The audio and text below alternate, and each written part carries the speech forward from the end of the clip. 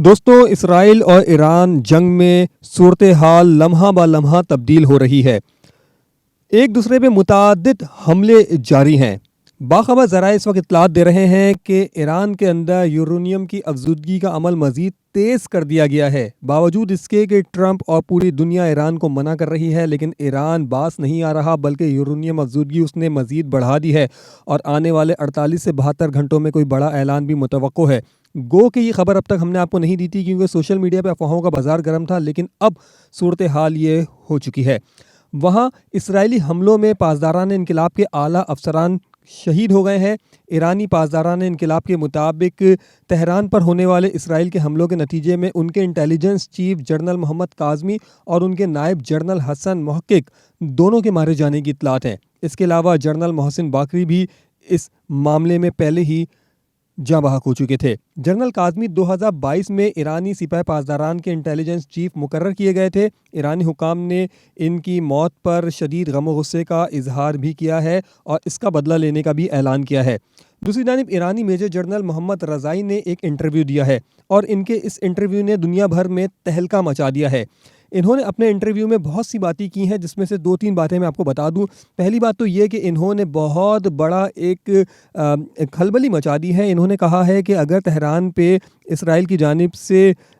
ایٹمی حملہ ہوتا ہے تو اس کے جواب میں پاکستان جو ہے وہ اسرائیل پہ ایٹمی حملہ کر دے گا۔ اب یہ کوئی عام شخصیت یہ بات نہیں کر رہی، بلکہ ایرانی میجر جنرل محسن رضائی یہ بات کر رہے ہیں، اور اس کے فوری بعد خواجہ آصف کا ایک رد عمل آتا ہے۔ خواجہ آصف اپنے ٹویٹر اکاؤنٹ پہ لکھتے ہیں کہ پاکستان نے ایسی کوئی بات نہیں کی ہے کہ اگر تہران پہ حملہ ہوتا ہے تو پاکستان اسرائیل پہ حملہ کر دے گا، وہ بھی جوہری حملہ۔ اچھا، اب محسن رضائی نے جو انٹرویو دیا ہے اس میں انہوں نے مزید بھی کچھ باتیں کی ہیں، وہ بھی ذرا سنیے گا کہ انہوں نے بتایا ہے کہ جو ایران پر حملے ہوئے ہیں، خاص طور پہ تہران میں جو شروعات کے حملے ہوئے تھے، یہ حملے چھوٹے ڈرونز، مائکرو ڈرونز کی مدد سے کیے گئے، اور انہوں نے انٹیلیجنس ناکامی کا اعتراف کیا ہے۔ جو ہم نے دیکھا کہ ایران کے اندر انٹیلیجنس ناکامی ہوئی ہے، ان کے بقول مختلف گھروں کی چھتوں پر خفیہ طور پہ ڈرون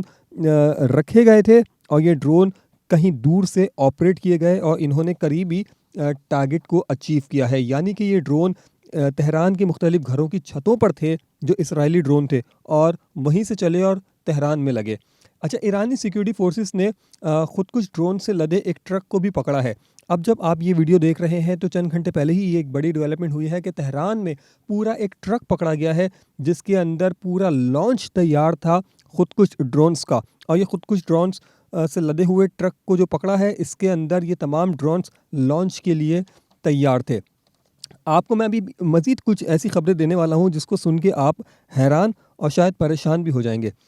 دوستو، ایران کی اسرائیل کے خلاف بھرپور جوابی کارروائیاں تو جاری ہیں۔ آپ روزانہ یہ دیکھ رہے ہیں کہ ایران بھی مار رہا ہے اور اسرائیل بھی مار رہا ہے، لیکن آپ کو میں بتاؤں کہ ایران نے اب تل ابیب کے بعد حیفا شہر پہ اپنے میزائلوں کا رخ کیا ہے، اور نہ صرف ایران بلکہ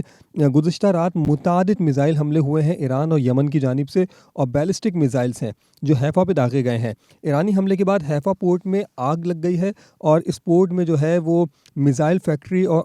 آئل ڈپو کی لیبارٹریز بھی جو تھیں وہ بھی جل گئی ہیں، اور اس کے حوالے سے کنفرم اطلاعات ہیں کہ یہاں پر متعدد عمارتوں کو بھی آگ لگی ہے۔ ایک مغربی ٹی وی چینل دعویٰ کر رہا ہے کہ حیفا پر ایران نے ہائپر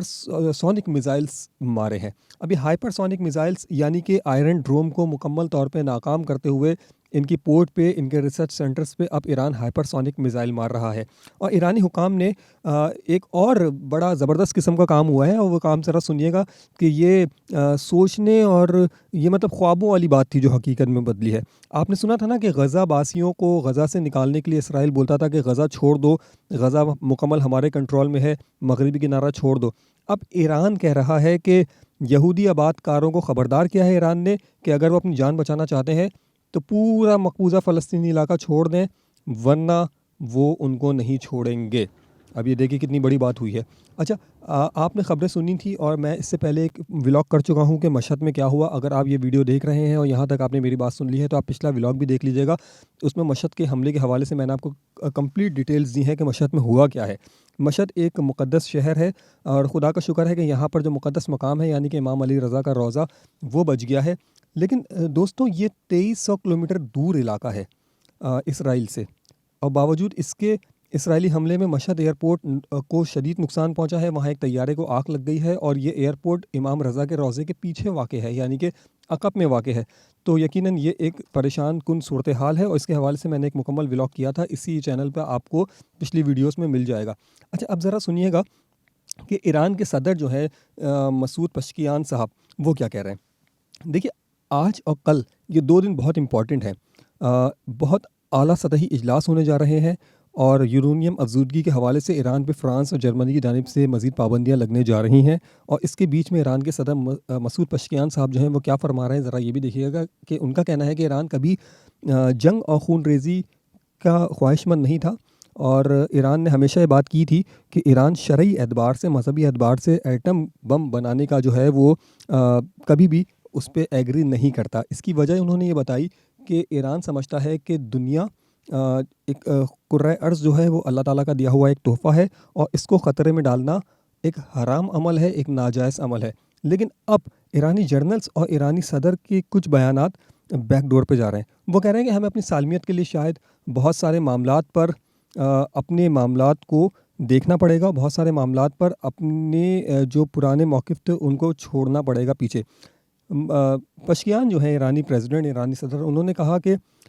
یہ خام خیالی ہوگی کہ ایران کسی کے دباؤ میں آ کے کچھ بھی قبول کر لے اور مذاکرات کی میز پہ آ جائے، تو ہم اب مذاکرات کرنے نہیں جا رہے۔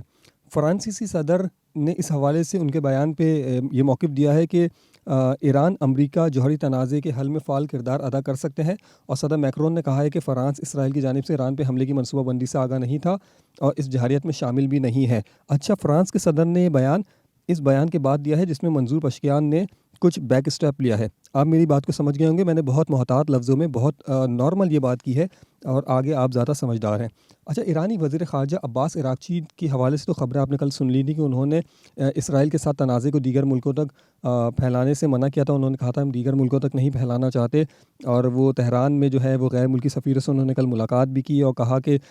جوہری پروگرام پہ معاہدے کے لیے سفارتی کوششوں پہ توجہ دے رہے تھے، لیکن ہماری کوششوں پہ جارحیت مسلط کی گئی ہے اور اب ہم اپنے دفاع کا حق محفوظ رکھتے ہیں۔ اس اسٹیٹمنٹ سے بھی آپ آگے کی صورتحال سمجھنے کے قابل ہوں گے یقیناً دوستوں کہ اب یہ ایران کی جو اعلیٰ قیادت ہے یہ کس جانب جا رہی ہے۔ اچھا، ایک یہ خبر سنیے کہ ڈونلڈ ٹرمپ صاحب جو ہیں انہوں نے کہہ دیا ہے کہ وہ اسرائیل کو ہر صورت سپورٹ کریں گے۔ دوستوں، بالآخر دہشت گردی کی جو بھی آپ اس کو توجہ پیش کر دیں، دہشت گردی ہی ہوتی ہے۔ دیکھیے کہ اسرائیلی وزیر اعظم متعدد بار امریکہ سے رابطہ کر رہے ہیں، لیکن امریکہ نے تاحال اس جنگ میں براہ راست کودنے سے منع کیا ہے۔ لیکن اسرائیل نے ایران کے خلاف جنگ میں امریکہ سے دوبارہ بھی مدد مانگی ہے، اور اسرائیلی حکام نے ٹرمپ انتظامیہ سے کہا ہے کہ وہ ایران کے خلاف جنگ اور جوہری پروگرام کو ختم کرنے میں اسرائیل کا ساتھ دیں اور شامل ہو جائیں۔ لیکن فی الحال ہم دیکھ رہے ہیں کہ جب ایران نے اتنا بھاری رسپانس دیا ہے تو اس کے بعد ڈونلڈ ٹرمپ کا لہجہ بھی تبدیل ہو رہا ہے اور امریکی موقف میں بھی کہیں نہ کہیں تبدیلی آ رہی ہے۔ آئندہ 48 سے 72 گھنٹے بہت اہم ہیں، بہت اہم خبریں آ سکتی ہیں، دونوں ممالک ایک دوسرے پہ حملے جاری ہیں اور بہت بڑی خبریں آنے والی ہیں۔